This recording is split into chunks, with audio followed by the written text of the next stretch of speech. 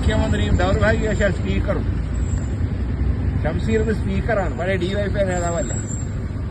അദ്ദേഹം ഒരു ഡിവൈഎഫ്ഐ നേതാവിന്റെ നിലയിലേക്ക് അദ്ദേഹം തരം താണു.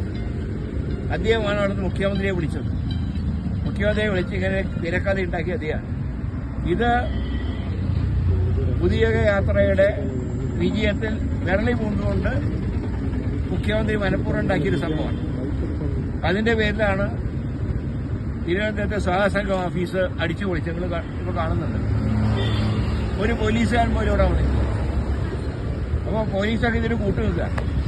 ഒരു കാര്യം ഞങ്ങൾ പറയുന്നുണ്ട്, സമാധാന അന്തരീക്ഷം തകർക്കണമെന്ന് ഞങ്ങൾ ആഗ്രഹിക്കുന്നില്ല. പക്ഷേ ഞങ്ങളുടെ കുട്ടികളെ, ഞങ്ങളുടെ പ്രവർത്തകരെ തെരുവിൽ നേരിടുകയാണെങ്കിൽ ഞങ്ങൾക്കും തിരിച്ചു നേരിടേണ്ടി വരും.